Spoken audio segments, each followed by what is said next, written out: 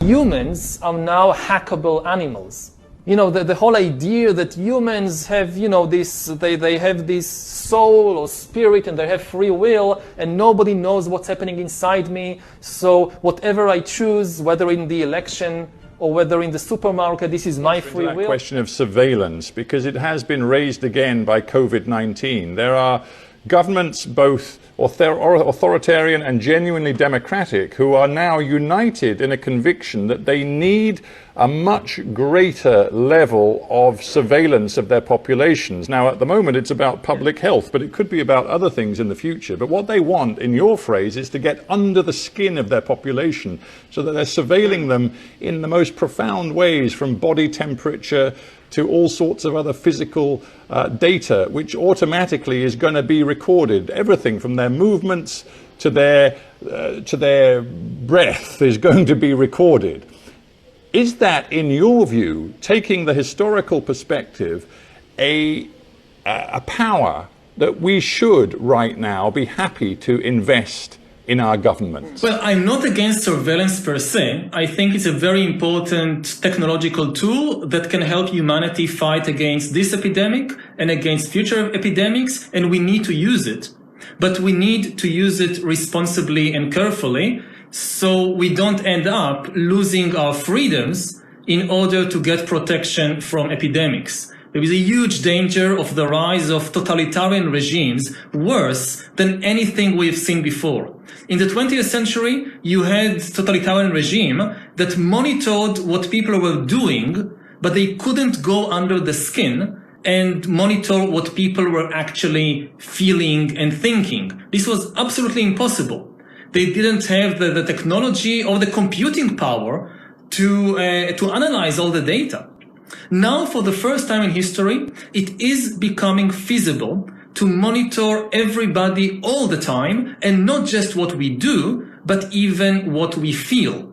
You know, we have been hearing for many years about the rise of this surveillance, but most people still focus on what you can call over-the-skin surveillance. What you do, not what happens inside your body. Like, we already know that corporations and governments can know that you are now watching this show. And they can, if you watch BBC How Talk, they can deduce from that all kinds of things about your political views, about your artistic tastes, even about your personality. But this is still limited. They don't know yet what you're actually feeling as you're watching us. Do you think that I'm talking nonsense? Do you think that I'm correct and you're becoming very afraid? Are you bored and you're looking for the remote control to switch to another channel? They don't know that.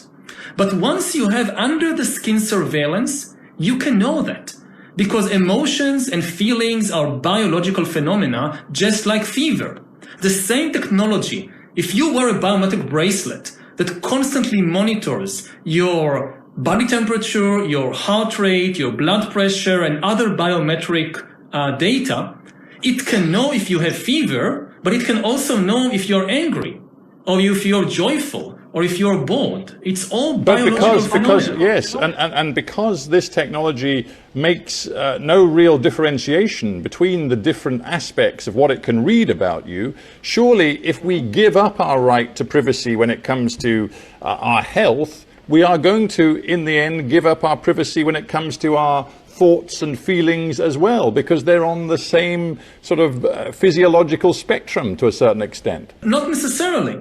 I think I don't believe in technological determinism. I think it's very dangerous to believe that technology is deterministic. Once you can do something, it will be done. It doesn't work like this. In the 20th century, people used the same technology to build communist dictatorships and fascist regimes and liberal democracies. They all used trains and electricity and radio, but in different ways.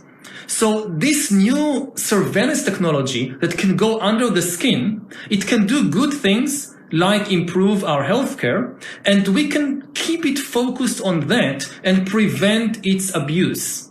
It can be prevented. First of all, if you establish a new surveillance system that monitors people's medical conditions, it should be an independent agency don't give it to the secret police like they did in Israel and like they did in several other places. This is not the business of the police. Yuval, I want to agency. I think for people around the world, they'll be fascinated if we make this quite personal, because in the past you've written and reflected on the degree to which in your own life, when you were young, a teenager, you didn't for a long time acknowledge that you were gay. I think you said as a teenager of 14, there were signals that you were perhaps sending to the world that you were gay, but you didn't even acknowledge it to yourself till you were, I think, about 21.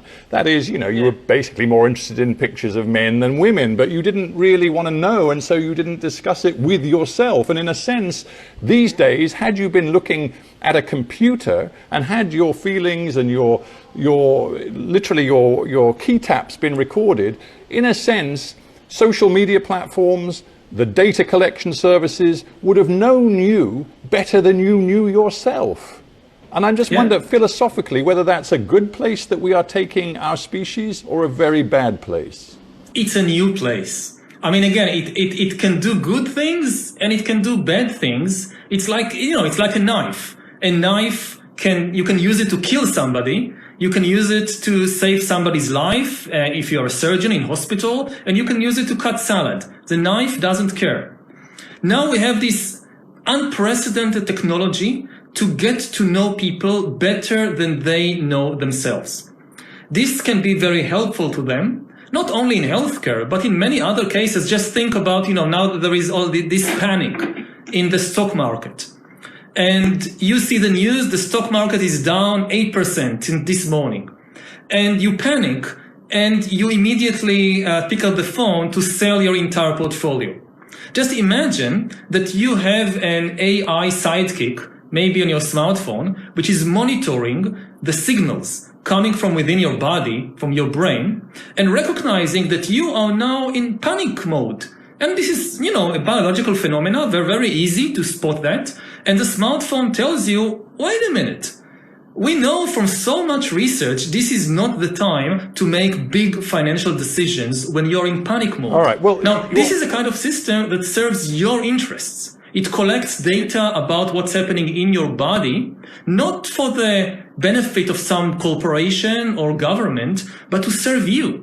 And if it really works well, it can help you make much better decisions in life about your financial situation, about what to study, about whom to date. No, it's a fascinating glimpse into a positive view of a brave new world. But I'm also very aware that right now, thanks to the COVID-19 pandemic, we also see so many people, including leaders of the world, from Trump to Bolsonaro to Salvini in Italy, many others too, who are peddling false information, fake news about different elements of this pandemic. Science, which you've just described, offering us the most amazing potentialities for the future, right now is being traduced.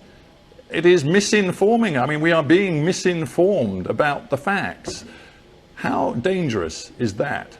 It's extremely dangerous because especially in this disaster, in this crisis, science is our bedrock. If we can't trust the basic scientific facts, for instance, about what this disease is, then we have no idea what to do, or we do counterproductive things. I think the good signals that we do see around us is that in this crisis, even many people and politicians, which previously disregarded science, are turning to it as the ultimate authority, as the most trustworthy authority. In Israel, for example, they closed down all the synagogues. In Iran, they shut down the mosques. Churches all over the world are telling people stay away from church because even the religious authorities are trusting what the scientists are saying when the scientists tell them that, look, these places of worship should be closed down because they could spread infection. Of course, there is still a lot of fake news out there, a lot of conspiracy theories out there. And again, we are paying the price for developments in the last few years when irresponsible politicians have undermined the public trust in science and in reliable media. But I think it's not too late. Just a final quick one, Yuval. We're almost out of time. You have given us this sort of trajectory, this arc for the development of Homo sapiens, and you've looked far into the future. Does this COVID-19 crisis, which you call the biggest crisis of our lifetimes, does it to you represent, in the end, little more than a bump in the road, or is it something more profound than that? For me, as a historian, it's really very interesting this moment right now. I think that in our lifetime, if you think in terms of a couple of decades, it will be big. Not because of the epidemic itself, but even more so because of the economic and political consequences. But in the long sweep of history, thousands of years, no, I don't think it will be one of the big events of history. It could be a watershed event in several ways, like we discussed earlier with surveillance. People could look back in 100 years and identify the coronavirus epidemic as the moment when a new regime of surveillance took over, especially surveillance under the skin, which I think is maybe the most important development of the 21st century, is this ability to hack human beings, to go under the skin, collect biometric data, analyze it, and understand people better than they understand themselves. This, I believe, is maybe the most important event of the 21st century. The moment when a system out there knows me better than I know myself. It has never been like this before. Yuval, with that fascinating thought looking into the future, I really do appreciate you being on Hard Talk, and I thank you very much for joining me. Thank you very much indeed. Thank you. It's been a pleasure.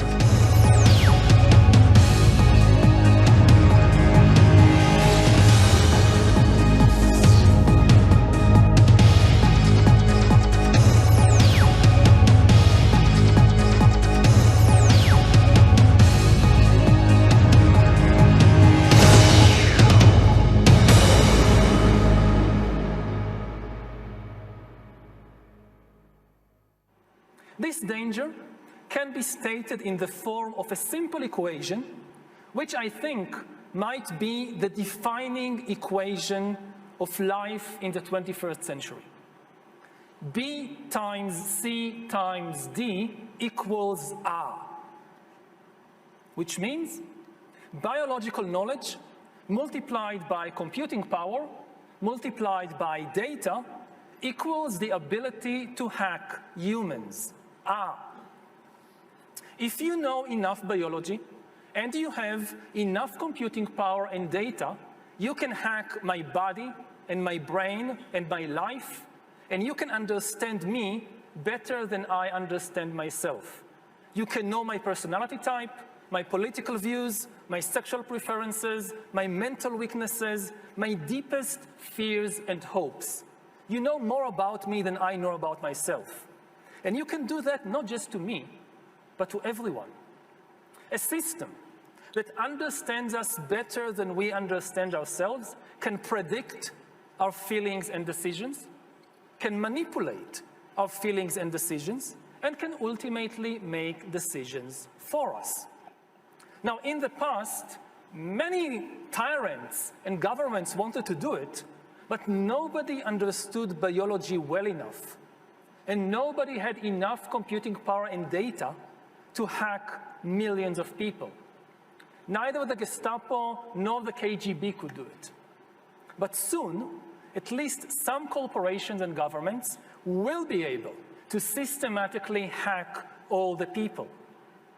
We humans should get used to the idea that we are no longer mysterious souls.